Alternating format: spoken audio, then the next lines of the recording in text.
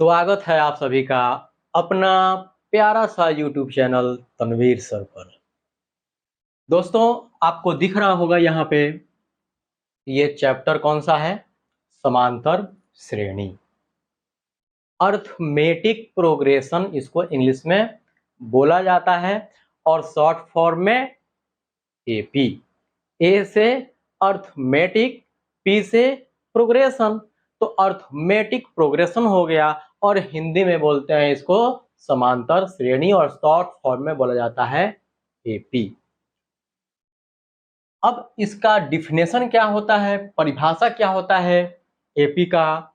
तो देखिएगा यहाँ परिभाषा में, यानी आज हम पहले परिचय कराएंगे आपको एपी का, है ना, और इसके बाद क्वेश्चन आंसर यानी एक्सरसाइज शुरू किया जाएगा।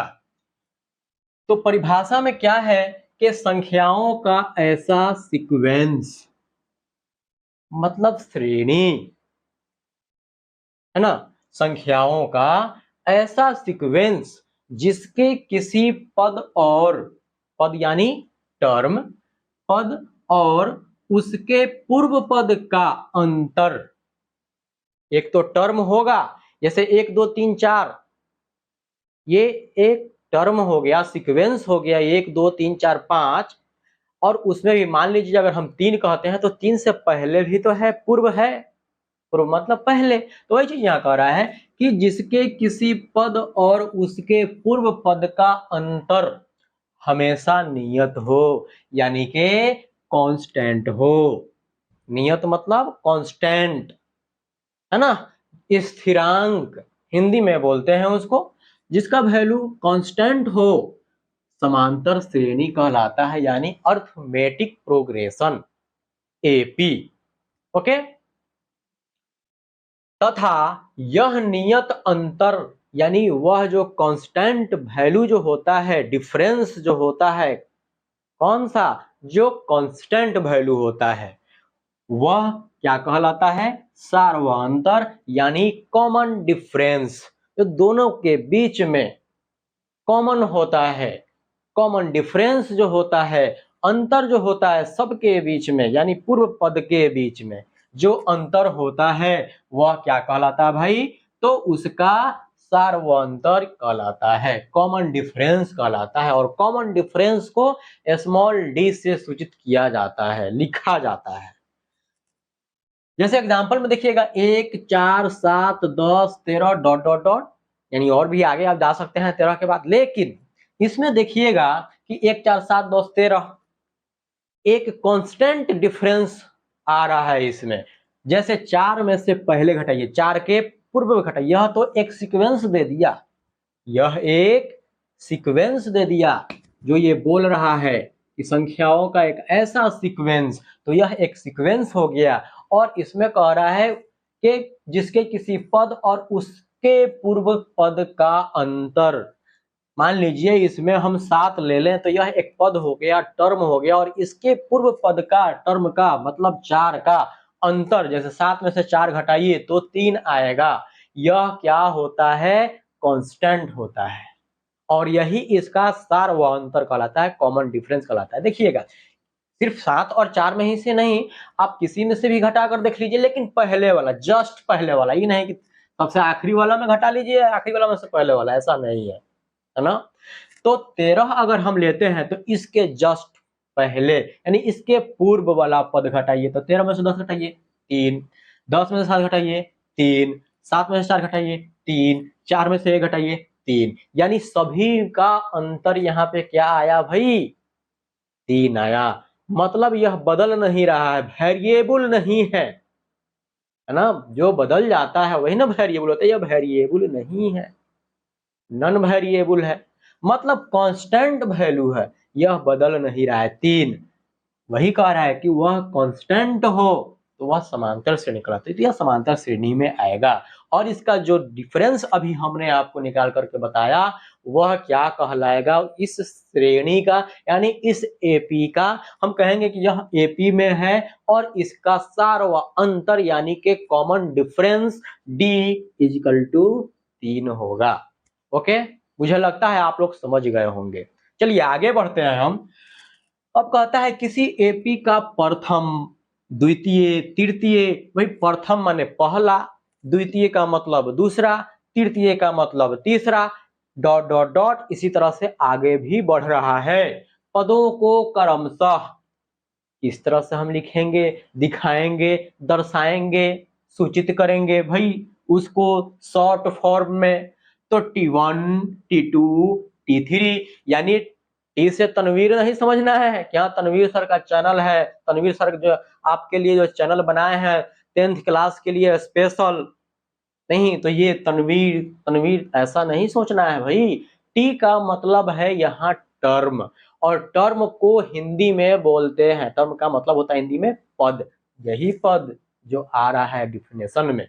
ओके, तो T1 यानी कि पहला पद, T2 मतलब दूसरा पद, T3 मतलब तीसरा पद, डॉट डॉट डॉट, या A1, A2, A3 dot dot dot, A4, A5, A6, A7 dot dot dot, आगे तक बढ़ा सकते हैं आप जहां तक आप जाइए। लेकिन ऐसा नहीं है सिर्फ टी से ही, ए से भी दर्शाया जाता है, यानी T1, T2, T3 dot dot dot, या A1, A2, A3 dot dot dot से सूचित किया जाता है। मतलब ये हुआ कि इसमें हम कहें यह जो एग्जाम्पल दिया हुआ है एक एपी का, यह एग्जाम्पल हो गया एपी का। अब हम कहें कि इसमें T3 का वैल्यू बताइए, तो T3 मतलब तीसरा टर्म क्या है, तो 1, 2, 3, भाई 3 नंबर पर जो होगा, तीसरा जो स्थान पर होगा वही ना तीसरा टर्म होगा, तो तीसरा टर्म इसका क्या है, 7 है, यानी T3 का वैल्यू हो जाएगा 7, या A3 भी कह सकते हो आप। A3 का है तो A3 का भी वैल्यू 7 ही होगा, 7 ही होगा।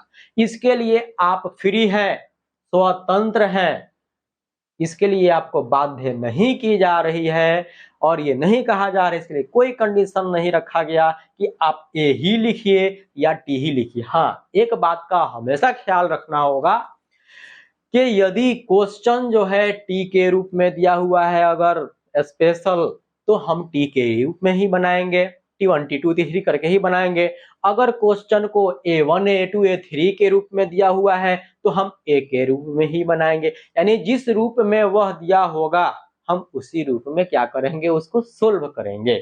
ओके, हमको लगता है ये भी बात आप समझ गए होंगे। चलिए नेक्स्ट पॉइंट है हमारा एपी से, कि किसी एपी का सार्वअंतर, सार्वअंतर यानी इंग्लिश में क्या बोलेंगे उसको, कॉमन डिफरेंस। अब भाई कॉमन तो निकालते ही है आप, मैथ बनाते हैं तो कॉमन सब में होता है, लेकिन डिफरेंस, डिफरेंस का मतलब ही होता है अंतर। कॉमन डिफरेंस, कॉमन मैन नहीं, कॉमन डिफरेंस यानी सार्वअंतर, जो यहाँ पर इसमें क्या है, कांस्टेंट है ना। तो कॉमन डिफरेंस को डी से सूचित किया जाता है, स्मॉल डी से सूचित किया जाता है, दर्शाया जाता है, लिखा जाता है ना। तो मतलब इसमें जो है यह एपी जो दिया है 1, 4, 7, 10, 13, इसका हम कहें कि डी क्या है, कॉमन डिफरेंस इसका क्या है, तो भाई सीधा सीधा किसी एक टर्म को उठाइए और जस्ट उससे पहले वाला टर्म घटा दीजिए, तो उसका कॉमन डिफरेंस निकल जाएगा, सार्वअंतर पता चल जाएगा। तो 13 उठाइए तो 13 से पहले क्या है भाई, 10 है, तो 13 में से 10 घटाइएगा तो 3 आएगा, तो इसका कॉमन डिफरेंस यानी सार्वअंतर क्या होगा, 3 होगा। अगर 1, 2, 3, 4, 5, 6, 7 हम काटे हैं डॉट डॉट डॉट, तो यह भी तो एक सीक्वेंस में है भाई, इसलिए हम इसको भी कहेंगे जैसे 1, 2, 3, 4, 5 डॉट डॉट डॉट, यह एपी में है, आप चेक कर सकते हैं। अगर कॉमन डिफरेंस इसका कांस्टेंट हो, सार्वअंतर बराबर हो, देखिए 5 में से 4 घटाइए 1, 3 में से 2 घटाइए 1, 4 में से 3 घटाइए 1, 2 में से घटाइए 1, यानी कि यहाँ पर कॉमन डिफरेंस क्या आ रहा है, 1 आ रहा है, मतलब वह कांस्टेंट है। इसका मतलब क्या है भाई, यह एपी में है, और इसका डिफरेंस यानी सार्वअंतर डी बराबर क्या हो जाएगा, तो किसी भी एक टर्म को उठाइए और उससे पहले जस्ट पहले वाला टर्म हटा दीजिए। तो 4 में से हम 4 उठाए, 4 में से पहले वाला घटाइए, तो 4 में से 3 घटा दीजिए तो 1 हो जाएगा। तो इसका सार्वंतर क्या हो गया? 1 हो गया, है ना। अब ध्यान दीजिएगा यहाँ पर कि किसी एपी का सार्वंतर कॉमन डिफरेंस को डिस्क्रिप्ट किया जाता है, यह भी बात आप समझ गए होंगे और मुझे लगता है दोबारा आपको पढ़ने की जरूरत नहीं पड़ेगी, आपको याद हो जाएगा। नेक्स्ट पॉइंट हमारा क्या कहता है कि किसी एपी के एन पदों के योग को, यानी एन टर्म, बहुत सारे टर्म हो सकते हैं, जैसे इसमें 2 2 4 1 5 डॉट डॉट डॉट करके, मतलब आगे भी टर्म इसमें दिया हुआ है, तो उसको हम किससे सूचित करेंगे? तो वही चीज कह रहा है, किसी एपी के एन पदों के योग को, याद रखिए योगफल को, ये जो दिया हुआ है इसके योगफल को, यानी जो एपी दिया होता है उसके बहुत सारे टर्म होते हैं, उसमें बहुत सारे पद होते हैं, उन सभी पदों का योगफल, उन सभी टर्मों का योगफल को हम किससे दिखाएंगे, दर्शाएंगे, सूचित करेंगे भाई, लिखेंगे? तो एसएन या एस, टोटल का योगफल हम कहें तो एसएन या एस से। अब ध्यान दीजिए, अगर हम यहीं पर यह स्टॉप कर दें, हमारा एपी यहीं पर आके खत्म हो जाता है, यह 1 2 3 4 5 एपी में तो है, यहीं तक स्टॉप कर दिया, डॉट डॉट नहीं दिया, मतलब आगे अब नहीं देना है हमको, नहीं। तो इसका जो एन टर्म है, 1 2 3 4 5 वो टर्म है इसमें, है ना। तो वही कहा, एन पदों के योग को, इसका योग जो होगा, योगफल जो होगा, उसको हम किससे दर्शाएंगे? तो एस से या एसएन से। अगर एसएन लिखते हैं यहाँ तो S5 लिखेंगे, क्योंकि यहाँ नंबर ऑफ टर्म कितना है भाई? तो 5 है, 5 गो है ना, देखिए 1 2 3 4 5 गो है, तो S5 क्या लिखेंगे भाई? S5। मतलब ये हुआ, S5 बराबर जो होगा वो हम लिखेंगे, लेकिन ये हुआ मतलब S5 का कि 5 गो टर्म का योगफल निकाला गया है। ओके, मुझे लगता है ये भी आप समझ गए होंगे, या सीधा सीधा एस से दर्शा सकते हैं आप। उसके बाद हमारा नेक्स्ट पॉइंट क्या कहता है एपी में, ये ध्यान दीजिए इधर, एपी का सार व अंतर, यानी समांतर श्रेणी जो है उसका सार व अंतर, कॉमन डिफरेंस, यानी जिसको डी से आप सूचित करते हैं, उसका फॉर्मूला क्या होता है? तो आप तो सीख ही गए होंगे, लेकिन फॉर्मूला हम क्या लिखेंगे भाई निकालने का? तो सीधे सीधे दूसरा पद माइनस पहला पद, दूसरा पद माइनस पहला पद। अब देखिए यहाँ पर दूसरा पद माइनस पहला पद क्यों दिया फॉर्मूला में? मान लीजिए 2 गो तो टर्म जरूर रहेगा, 2 गो या 3 गो टर्म जरूर रहेगा, ठीक है भाई, इतना नहीं रहता है, एगो तो इसमें टर्म नहीं रहेगा, एक तो टर्म इसमें नहीं रहेगा, एक से क्या पता चलेगा कि वह एपी में है या नहीं है? नहीं, कुछ नहीं समझ में आएगा। तो कम से कम 2 गो तो टर्म रहेगा या 3 गो तो रहेगा ना। तो इसीलिए यहाँ पर दूसरा में से पहला घटा दिया कि बाकी हटा दीजिए, बाकी रहे या नहीं रहे। निकालने के लिए तो कोई भी आप टर्म उठाइए और उससे पहले वाला घटा लीजिए, आपका निकल जाएगा सार्वंतर। लेकिन फॉर्मूला में दूसरा पद माइनस पहला पद, दूसरा पद माइनस पहला पद, इसको कोई नहीं रोक सकता है, इतना तो जरूर होगा हर एपी में। इसीलिए दूसरा पद माइनस से पहला पद निकाल दिया जाता है, घटा दिया जाता है, और यह फॉर्मूला भी बन जाता है।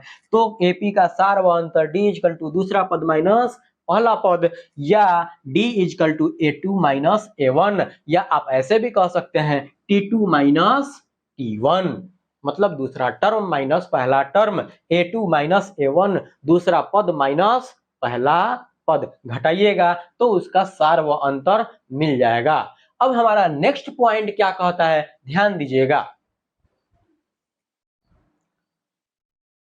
जल्दी से इसका आप स्क्रीनशॉट ले लीजिए, और मैं उम्मीद करता हूं कि इससे पहले वाला जो पॉइंट था बोर्ड पे लिखा हुआ उसका भी आप स्क्रीनशॉट ले लिए होंगे, और नहीं लिए होंगे तो बैक करके आप स्क्रीनशॉट जरूर ले लीजिएगा।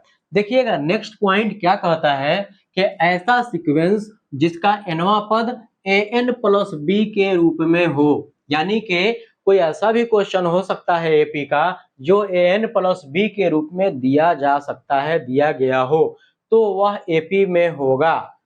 अगर कोई सीक्वेंस an प्लस बी के रूप में दिया हो तो वह एपी में होगा, यानी एपी में होता है, और उसका सार्वअंतर यानी कॉमन डिफरेंस क्या होता है भाई, तो ए होता है। यानी कि मान लीजिए एग्जाम्पल के तौर पे आपको क्वेश्चन दिया जा सकता है कि 4n प्लस 3, क्या 4n प्लस 3। अब 4n प्लस 3 तो देखिए तो जरा सा यही ना कह रहा है an प्लस बी के रूप में हो कोई ऐसा सीक्वेंस, तो a के स्थान पे यहाँ क्या है भाई, a के स्थान पे a बराबर 4 है ना, a के स्थान पे 4 है तो a 4n प्लस b के स्थान पे क्या है यहाँ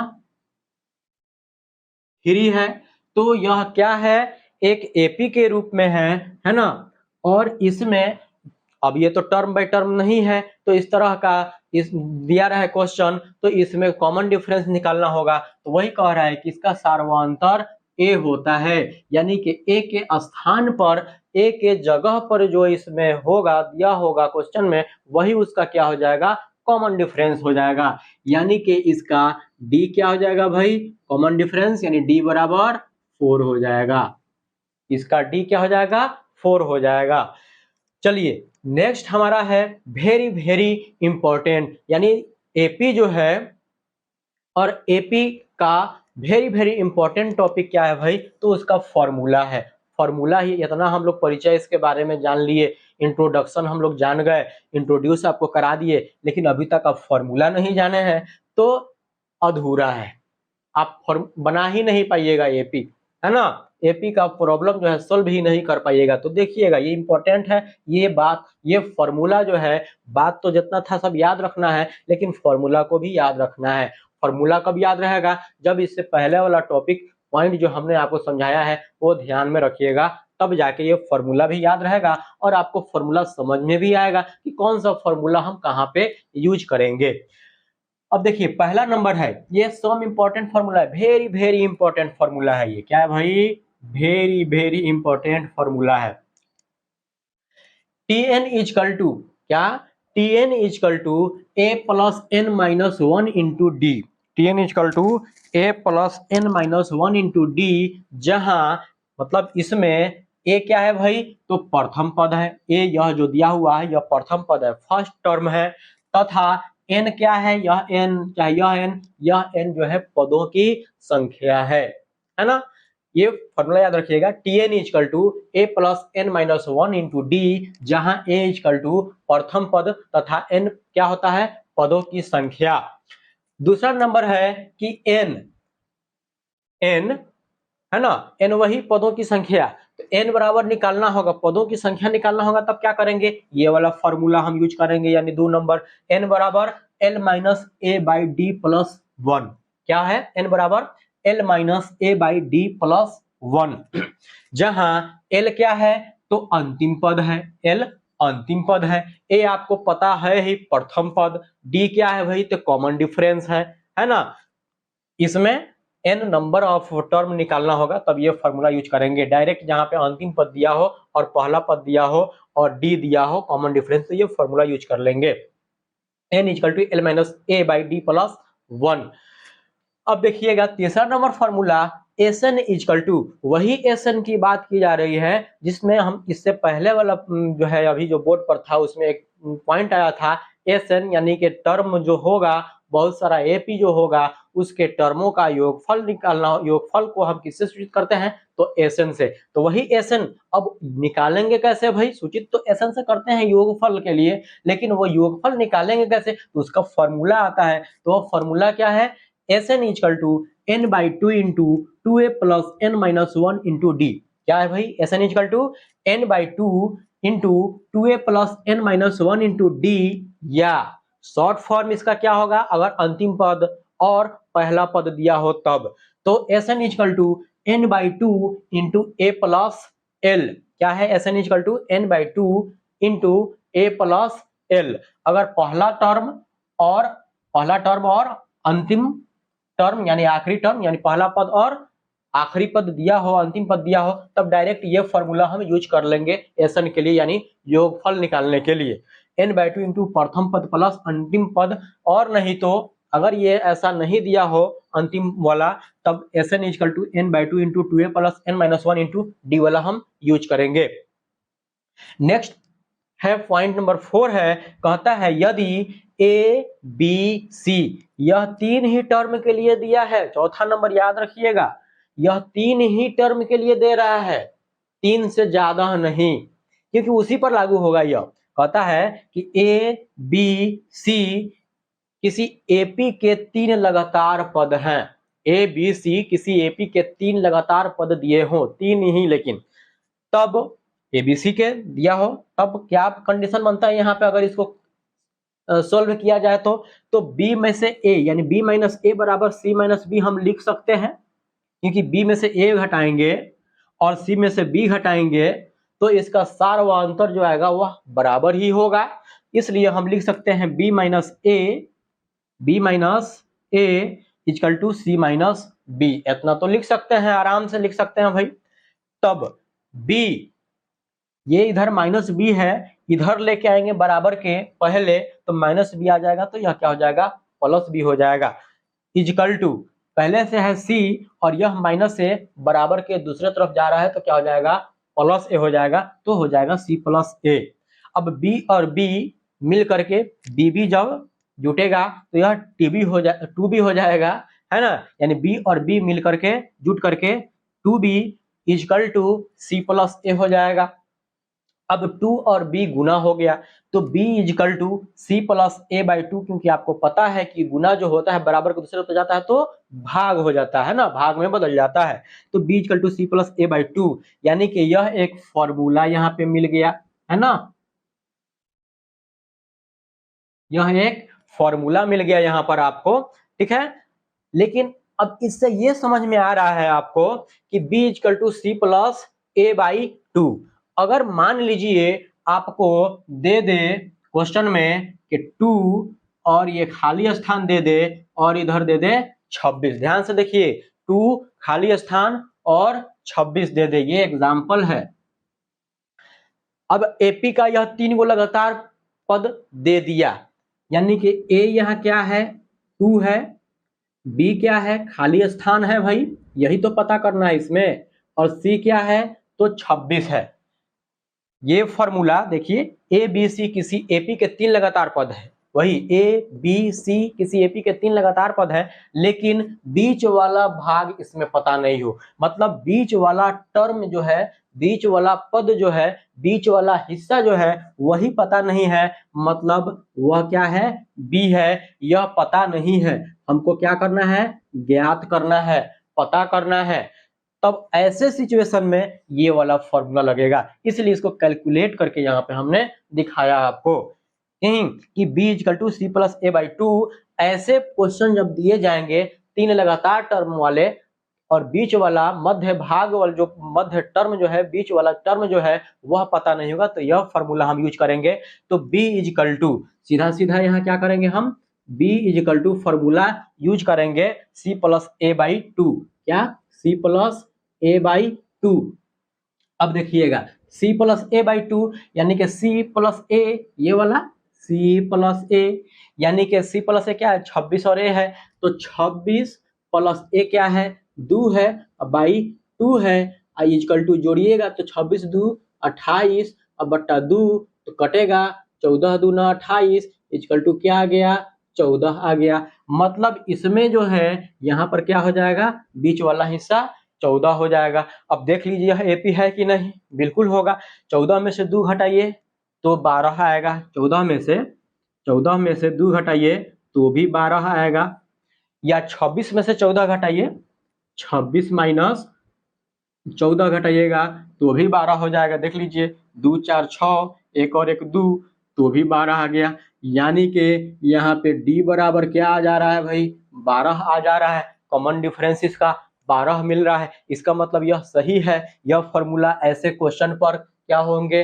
लागू हो जाएंगे इत्मीनान से। तो यह याद रखिएगा, यह कब लागू होगा, तो यदि ए बी सी किसी एपी के 3 लगातार पद हैं तब b equal to C plus A by 2 याद ही रखना है ये, लेकिन ये कैसे आ रहा है, कैसे इसको कैलकुलेट कर दिया जा रहा है, तो ए बी सी का 3 लगातार पद है तो हम इसको लिख सकते हैं, ये फॉर्मूला अगर याद नहीं होगा तो सीधे सीधे इसको कुछ मान लेंगे, हम x मान लेंगे, तो x minus A equal to C minus x हम लिख सकते हैं, तो यहाँ इसीलिए हम b लिख दिए हैं, सीधे सीधे b, तो उसको b मान लिया गया, तो b minus A equal to C minus B लिखा जा सकता है। अब इसको कैलकुलेट कीजिएगा तो 2b equal to C plus A आएगा।